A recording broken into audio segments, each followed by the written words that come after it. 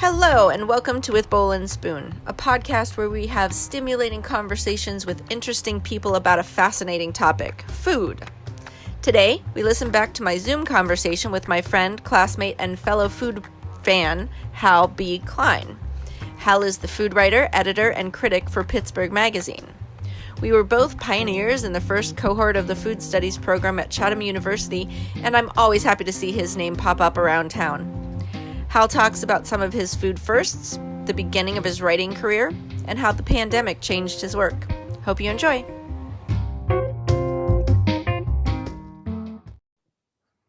Hello, Hal B. Klein. Hi. How you doing today? I'm good. Just hanging out, making some pork brisket for New Year's Eve. Oh my gosh, of course. You have to. The pork of New Year's. Gotta do it. Fantastic. Yeah. Thanks for being on my podcast. I'm so excited to talk with you. But we run into each other every once in a while, but how's the pandemic been treating you? It's going okay. I think it's been interesting from a work perspective. Obviously, like the work that I do has like changed a fair bit, and, seeing a lot of people that I cover being put in really precarious positions has been really hard. But also seeing how people innovate and try to find their way through has been very exciting. And then personally, it's like I've had a lot more time to be at home. So I've been making a lot of pizza and just cooking. I've been cooking more than I have in a really long time, which is not to say that I haven't cooked a lot in the years prior to this, but like I'm cooking like a lot now. So yeah. Yeah, well, there's less option to eat out. And so yeah, but that's what you do for a living. So for those who don't know, Hal is a food writer.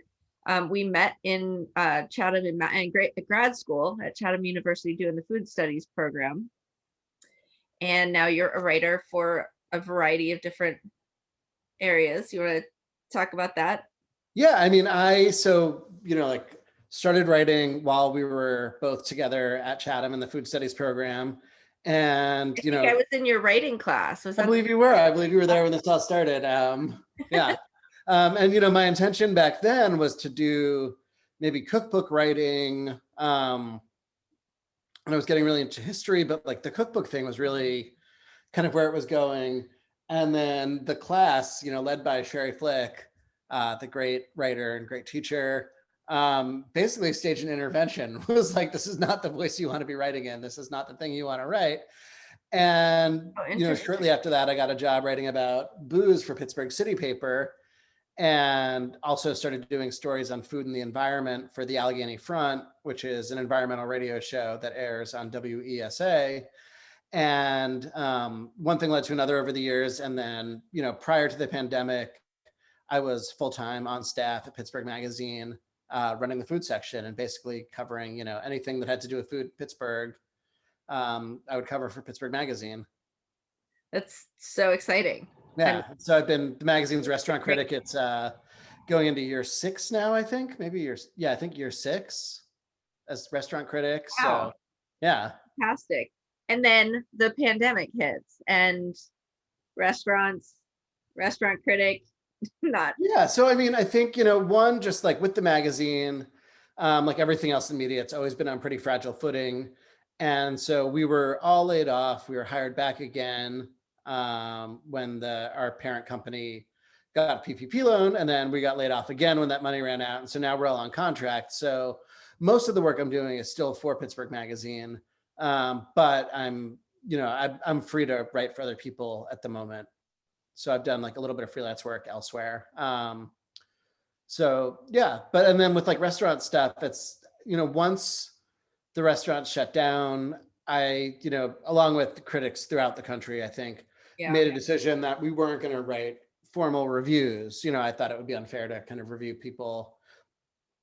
No idea at the time, of course, thinking it would be, almost a year at this point since this all started. I guess we're going into month 10 now.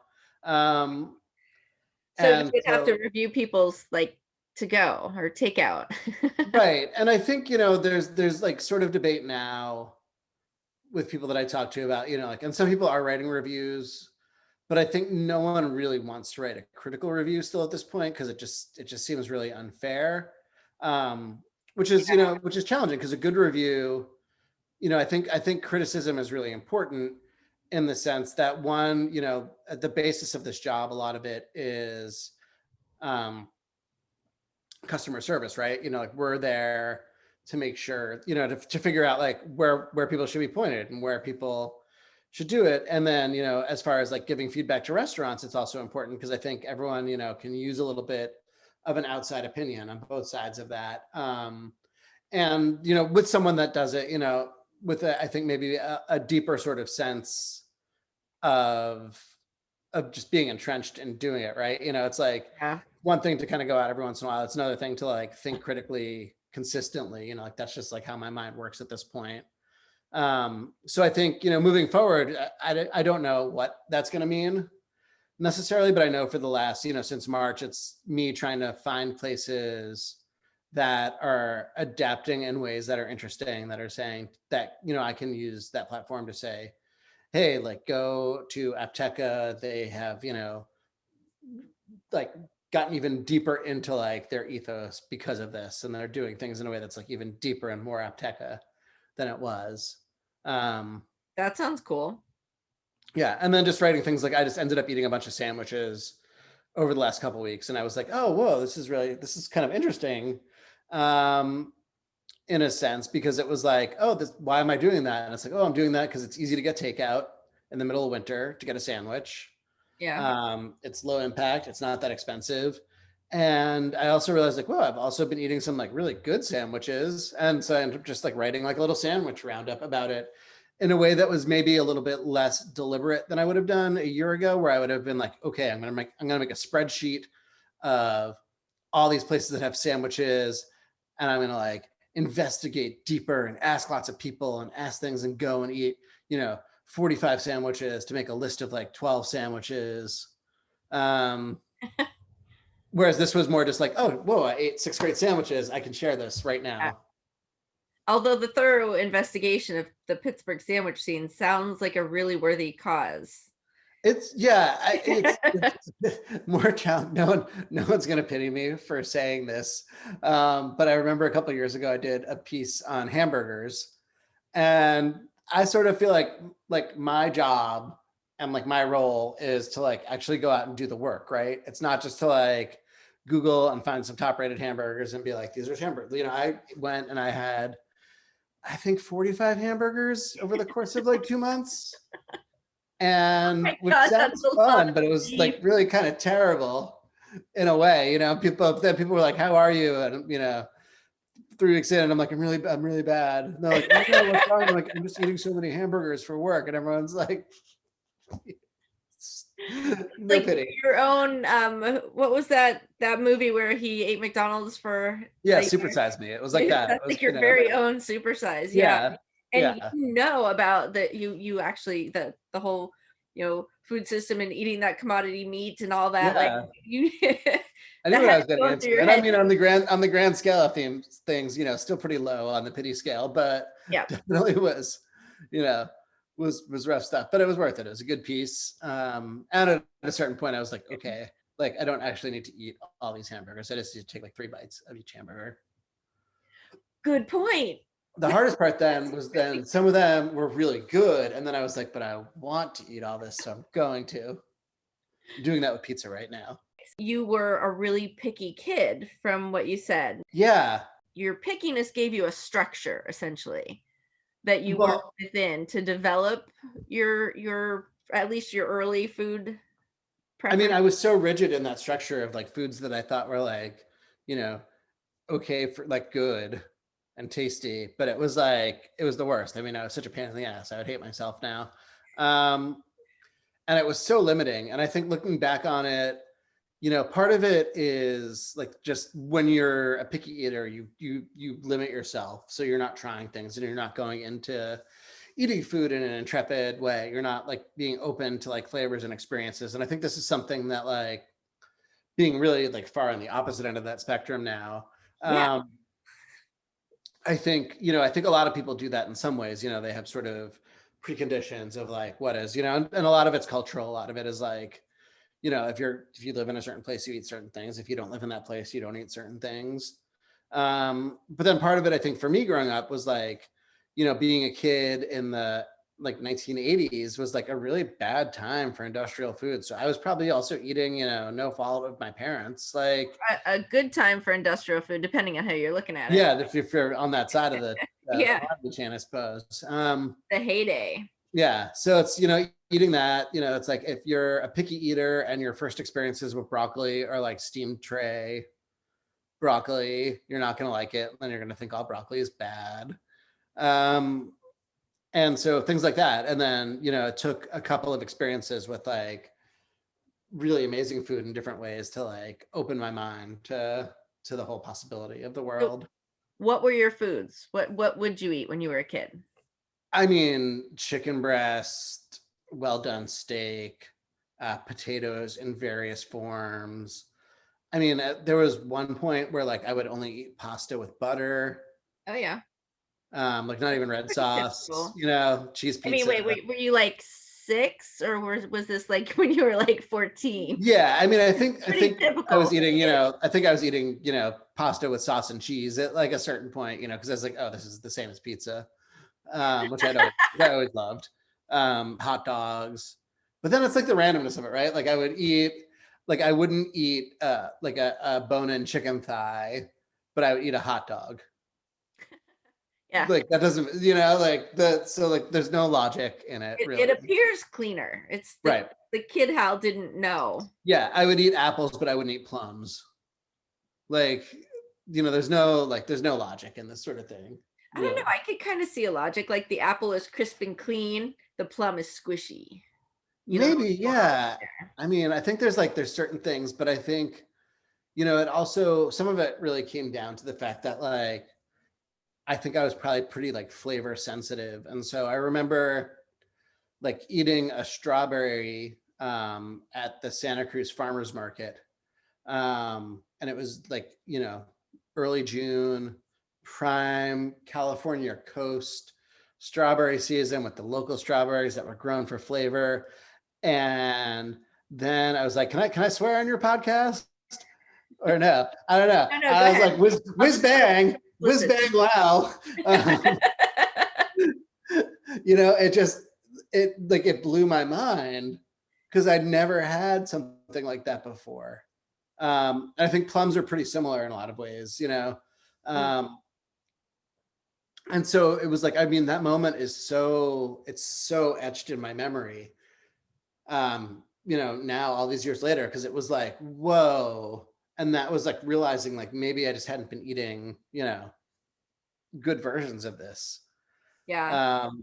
And that's influenced me in the sense of like gardening and stuff, that like now it's like, man, I want to eat like a good strawberry and a good those like in season stuff. And it's just like that sort of moment of joy of being like, oh, this is it. Like those were like mind blowing. Yeah. You said that oysters were also an item that changed your life and your outlook on food. Oysters definitely did. So that was a couple years later, and I was at this like food festival, food fair thing. And at that point I'd gotten like, so I was always, I think as a consequence of being a picky eater, I also always like cooked. Like even in college, the dorm food was like so bad. So I would like, we had this little stove like in like the hallway of the dorm. And like I would make like my own meals and like I'd get really into it, and at that point it was like getting some like Prego sauce and like putting my own garlic and like oregano. But still, you feel like it's like junior cooking. You feel like you're doing something. Garnishing a Mama Celeste pizza with like my own, things like that. But that's a good place. Cooking and you were eating, so it sounds like it was mostly Italian. Yeah, most typically. And I think from there, I started getting more and more into cooking, and I had friends when I lived in New York after college, and we cooked stuff, but I was still such a picky eater. It was just like in a limited capacity, but still doing it, I guess. Did you eat and so I went to this like food fair, and I was like with someone that like, I like kind of wanted to like impress, and like, she seemed cool, and she was so excited about these oysters. And I was just like, oh God, like this is like a nightmare, like this is like the actual nightmare of like, and being like, I think now as like an adult who like goes to therapy and knows how to like speak of my feelings, like I could have like actually just said what I was feeling, but instead I just sort of like was like, all right, well, I'm just gonna try to do it. And like my like honest to goodness goal was just like, don't vomit on this person. Eat one oyster and don't vomit on this person. But I also couldn't, like, when you're picky, you make this face that you're not gonna like things. And so like, again, you're prejudging it, right? So you're not even tasting You're stuff. like, this is my eating face. Yeah, and that comes from like this whole culture thing of like, just try it, you got to try it, this pressure. And I think there's like a whole other way to like address picky eating. But like, so when like after a lifetime of being forced just to try it, it's like I've already decided that I'm not going to like it. But in this situation, because I was like trying to be cool and like trying to do it and like whatever, I was just like, I just threw it back instead. And then I was like, whoa, this is so good. Like, this is amazing. And it was Hog Island oysters, which are still some of my favorite oysters, like anywhere. They're like just north of San Francisco. Like, so luckily, my first experience with an oyster happened to be with like extraordinarily like beautiful oysters. Yeah. But the consequence of that too was like, it was extraordinarily beautiful. And I remember throwing back like 15 of them because I was like, yes. And like, that was that moment in, if the strawberry was the moment of like, oh, maybe I just haven't been having the version of this food that we're supposed to be eating, like grocery store strawberry in February that's imported from somewhere and is like no flavor versus California coast strawberry in season. Strawberry anywhere in season just happened to be for me there. And the oyster was like, oh, what if you don't decide before you eat something that it's terrible and instead just eat it and see how it is and like just not judge. And that like that moment was like, okay, cool. Like from that moment on, it was like, yeah, whatever you put in front of me. Oh, that's really cool. We can get into that, and doesn't always work out, but at least you can try. So how long before the master's program was that? That was maybe 10 years before. Okay. You ate an oyster. And I ate an oyster, and hey, that's better. That's awesome. So with the oysters, do you swallow them whole, or do you chew them? I haven't eaten oysters. It depends on like how big the oyster is, but like, yeah, you can. Just throw them back. If it's like a big one, you kind of chew on it a little bit. They're like semi-solid creatures to begin with. So it's kind of like the salt water kind of flavor that you're getting. It's like, yeah, it's like basically like, you ever like go to the beach and like tumble, like you get caught in like a wave and you tumble through the ocean. Uh-huh. Like that like sort of flavor that you get, like that feeling. Yeah, well, the Pacific wants to kill you, so yeah. Yeah. Not like the feeling of dread. But like when you like taste that salt water, brown, whatever. That brine, and then it's it's very specific to like different regions. So like some places are more briny, some places are more metallic, some places have more like seaweed flavor in them, depending on like where the oysters come from. You may have inspired me to start trying oysters. They're great. So when did you have occasion to eat lamb's eyes? Lamb's eyes was a couple years. It was actually, I think, 2 or 3 years ago. Friend of mine had got an entire Jameson lamb and brought it to the chef of Chengdu Gourmet as like a gift. And he prepared it in like a bunch of different ways. And there were like a couple of dinners. And there was like one sort of like late night. And it was like Wei, the chef, who's the chef, and like a couple of his friends. And he cooked the eyes and was just like, and I think he enjoys pushing the limits sometimes, pushing boundaries. And he was like, eat one. And I was like, oh God, I don't want to, but it was like, this is a whole eye. Yeah, it was sliced in half. How big was it? They're little. They're like eye size, I guess. I don't know. Our eye. Okay. Yeah, I think they're about the same size.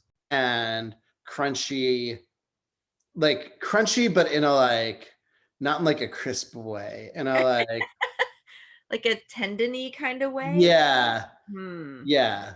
Like Like in an tender and eyeball-y way. plastic almost. And like, even though I said before, like open to everything and intrepid minds, I do think like there is like a moment of like, oh, I'm going to eat an eye right now. Yeah. But you just can't, that's hard to. So it was cut in half. Mhm. And did you get the part with like the iris and stuff? It was like cut like in like lengthwise. Oh, and lengthwise. So yeah, probably. I mean, it was cooked, so it was like, I see. and I Very was like, interesting. I was like a couple glasses in the whiskey at that point. So That would help, yeah, I would yeah. think, for sure.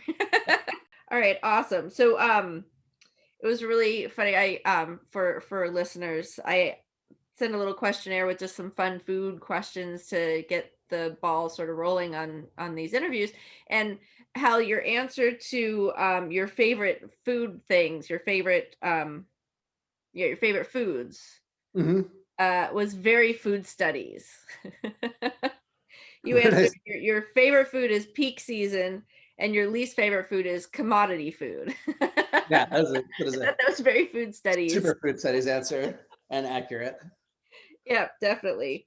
And you said you don't believe in guilty pleasures. So what, I mean, I guess maybe guilty was a word that was a kind of a trigger word or something, but what Yeah, I I asked just like your like, guilty pleasure, you're like a lot of people like nostalgic food like Twinkies or whatever, but you don't have anything like that? not really. No, I mean, I think like, and it's coming from a privileged place of being able to be educated enough to make decisions about the foods that I eat and Hmm. have the wherewithal, both with like knowledge and like financially most of the time, to like get the foods I eat. So like, I think because of that, I eat, what is like a fairly, what you would say is like a balanced or like wholesome or whole foods diet. So I'm not going to feel bad if I like go and have a slice of Ohio style pizza, which is not, beautifully fermented, and it's topped with like, even though I just said I don't like commodity food, it's definitely topped with commodity cheese, but like I'm going to enjoy it when I have it, and I'm not going to like, count calories and things like that. And I Right. think, I think part of that is also the way our like food system is structured and the way like capitalism influences the food system and all of these things that like suddenly, and then also like I think there's a lot of issues surrounding like gender and food and things like that like there are all these like layers of like guilt that are like woven into like the psyche of like the American diet. And I think, the more we all can like just be like cognizant of like that this is a structure that's like imposed, the more we can exist in a world where we're like eating things that are good and feeling like happy about it. I meant it a little more lighthearted, but I get you. I totally I understand. got a lot of It was feelings not about like this. not something you beat yourself up over, but something that you're Yeah, like, oh yeah, yeah. I No, I get saw that, and I'm like, I know you're like, what's your guilty pleasure food? And I'm like, I like eating hard pretzels when I go in the kitchen. Which, like, honestly, like, if I had to, like, like, my brother and I were talking about this not long ago about like this idea of just like snacking on like, hard pretzels, and we're like, no, you never really need them. And I'm like, but like, whenever I have them in the house, it's like anytime I go through the kitchen, I'm always just like, I grab one or two. And like the idea of like shame and guilt in food is like really destructive because food should be something that's nourishing. Yeah, it's savory, but it's not. It's kind of salty, but then the salt is salty. But the pretzels do have such a unique flavor. Yeah, yeah, they're great. Magical. Yeah. Well, thank you so much for being here. I think food studies has really had an influence on both of us greatly. Yeah, no, and it's amazing, being almost like 10 years now of 10 years ago now, we would have finished our first semester of food studies. Yeah, So yeah, there were tears, wild. there were laughs, All the emotions, all the quite an feelings. experience. Yeah, it's really hard to describe to someone who hasn't been through it, like just how like intense and like we you just realize that we thought we were sort of onto something. I think probably you did when you applied, like, oh, this is a new field and new stuff, and a pioneering kind of field, and we were like the first group in that program. And then you get into it and you're like, oh my God, why haven't people been outraged about this always? Because it's no, it's like all, crazy. it like really opens up a lot of like different like pathways to think about food. Yeah, it does. And it's exciting, it's exciting to see the impact of that, with everyone sort of like fanning out into different fields also. Yeah. And all across the country. So that's exciting. Wow. The wild times of being an MAFS. Definitely. Well, Hal B. Klein, thank you so much for being on my podcast. It was really good talking to you. It was so nice chatting with you. Yeah, thanks for having me. Not a problem. Have a great pork brisket. I hope so. It's usually beef, right? Yeah, pork brisket is a fascinating cut of meat. We can save that for another chat about. All right, will you be on my show again? Yeah, definitely. Okay, good. All right, cool. Awesome. All right, Hal. Thanks so much. It was really nice talking to you. Bye. Bye.